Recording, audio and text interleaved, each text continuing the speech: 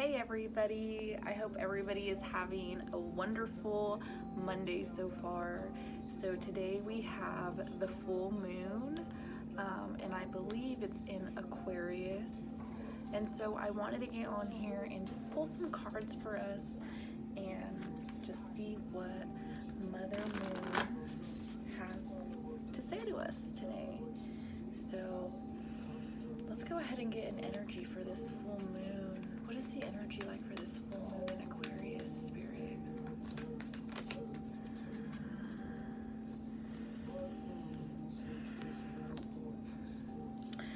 I was gonna say, I keep hearing that the truth is gonna come out. The truth is gonna come out. So we have expect powerful change.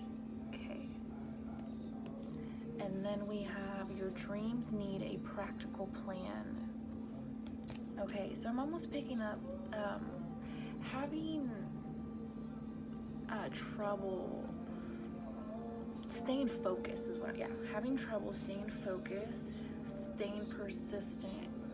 Okay, it's like you guys, maybe it's like you guys daydream about something, or wanting to go after something or achieving a certain goal, right?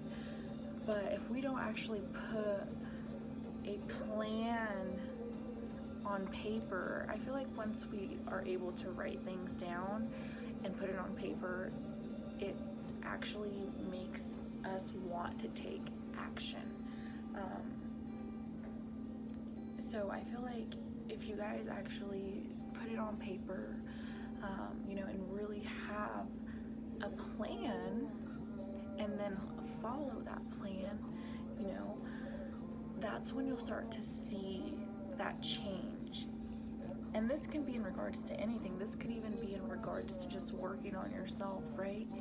Sometimes we need to write things down so we can know so we can create a routine. So, okay, no, I'm not gonna pull another one. I'm gonna pull from this deck. What other messages does Spirit have for us for this full moon in Aquarius? Okay, I've been seeing this card a lot, but we have the Hermit, which is soul searching. Oh my God. And then we have the Emperor, which is the divine masculine. So again, this is all about some sort of action needs to be taken, okay? Definitely some sort of action. And in order to make the decision that's going to be in the highest good for you, there is a need to kind of drop back into our heart space, right? So where our soul resides is in our hearts, in our heart space. And so when we're able to just drop back down into the heart, into love, and not be in our heads with all the chitter chatter going on up there, not being in our egos, but actually being in our hearts, we become in alignment with who we are. And so when we're able to make decisions from our hearts, it ultimately leads us to the highest and greatest, best for ourselves. And when we lead from the ego, then it'll take us down a path that may not be the best, but it was taken because there was obvious that there was more lessons that needed to be learned, right? So it's all about how you perceive things as well. But in this instant, there is a decision that needs to come into motion, okay? And there's also a need to really plan things out, get it down on paper, and really allow yourself to come into your heart space and make that decision, okay? So then you're able to take the action that is most appropriate and most in alignment with you. So let's see what else.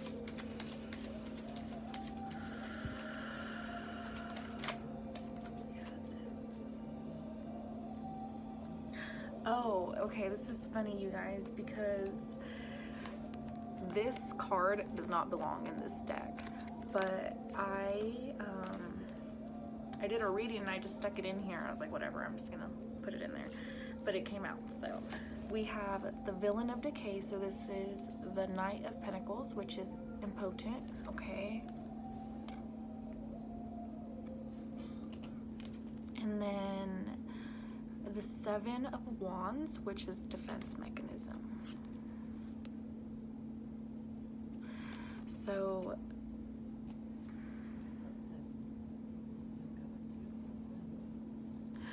it's so weird with this picture. I get like, it's like this person is extremely good looking, right? But it's like within him, like, yeah, on the outside world he may portray that he maybe is confident, you know,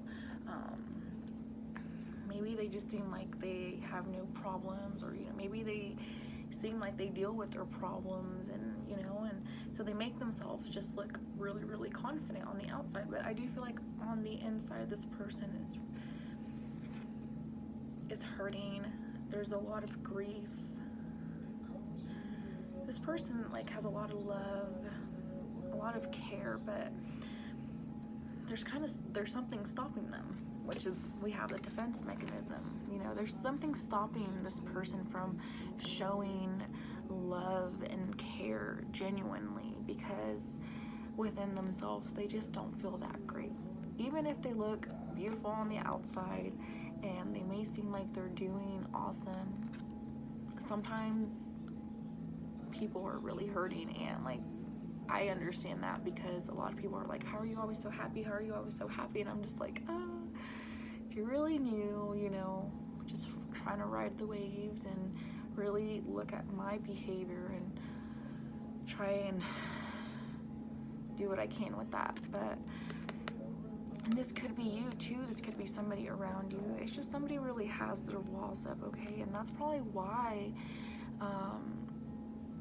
there hasn't been any action taken. There's something that you're kind of guarded about because you're not confident in it. And it's because of past heartache. It's just, like I said, there's a lot of grief in the heart, okay? There's a lot of sadness, and it's blocking you from actually taking the action that you need to take, because it's keeping you trapped back in the past. We have the Four of Pentacles, which is scarcity mindset. So, you know, being in a mindset of lack, of feeling like you don't have enough, or feeling like you'll never get to this place. We have to be grateful for this moment right here and right now, because this is the only moment that exists to us in this present time. So, and when we're able to appreciate the moment, it is truly amazing and beautiful. I still struggle with going back to the past, but when I am able to just be here, it is such a beautiful, beautiful feeling. So moving into the mindset of gratitude is really going to help you shift out of this sadness, out of this grief, out of this lack mindset and living in the past, right? Feeling like we don't have enough because maybe this person isn't here anymore. You know, maybe if I took that job, then maybe my life would have been different. Or if I would have done this, then maybe our friendship would have never ended. You know, why are we still worrying about what has happened if we cannot change it? And if we can, why aren't we taking the action that is appropriate?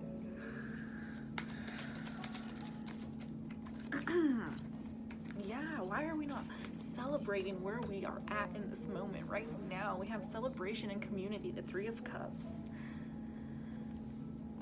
Why aren't we grateful for right now? Again, like I said in the beginning, it's all about your perspective. It's all about how you perceive things. It's all about where your mindset is at. Okay, so I feel like this is enough for this reading. They want me to pull one more, so I'm going to pull one more actually. Popped right out, and the same one that was at the bottom is still here, so this one has a message for us as well. Oh my gosh, gosh. Okay, so we have the Temperance card, which is restoration. So there's healing, and there's healing happening. There's balancing happening, whether that's within yourself, whether that's within a connection with somebody else, you know, with family members, friends. There's healing, there's restoration, there's balance happening. This is Sagittarius as well. You could be dealing with the Sagittarius. You could be a Sagittarius. We have the dynamic of water and fire. The yin and yang is kind of what I get with that too. But we also have the King of Cups, which is emotional mastery. And yes, this is all about acknowledging your emotions and realizing where they're stemming from, right? Getting to the root cause of, because a lot of the times we have negative attachments to certain emotions. So then when that emotion comes up, it takes us back to how we first felt. And so learning how to control our emotions and becoming the masters of our life will then help us become the best. I mean, we're always the best right here and right now, but you'll no longer really operate from your ego. You'll no longer operate from your mindset. You're gonna be in your heart, and you're gonna, maybe there'll be times where you don't make the best choices, but for the most part, you'll always know how to shift into your heart and choose from there instead of the mind, which causes a lot of fear. But it's not even gonna be that too. The more you work on it, the more you balance, right? You balance the mental and the emotional. And this is the last card, the Chariot, charging ahead. And it's funny, like I said, fire and water, Sagittarius, Cancer. So this could be a couple, okay? It could be a dynamic of two people, but it could just be that, again, you're coming into balance, okay? Your mind, your body, your spirit. So let's get a card from this deck, and that's what we'll end it with. Yeah. The what if. We have verity and certainty and courage. Our beliefs dictate our reality, and what we believe will be the lens through which we view the world. This lens may be, This lens may seem infallible, but it is not. Take time today to review your beliefs, making peace with the uncertainty that it brings. Yes. And it goes so well with the Hermit, because the Hermit is all about going within ourselves. And so when we're going within ourselves, we're exploring our subconscious. And that is scary, because there's a lot of unknown and hidden things in there that maybe we don't want to be aware of.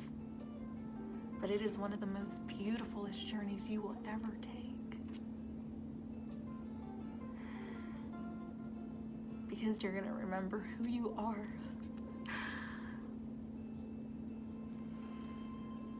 I felt that in my heart.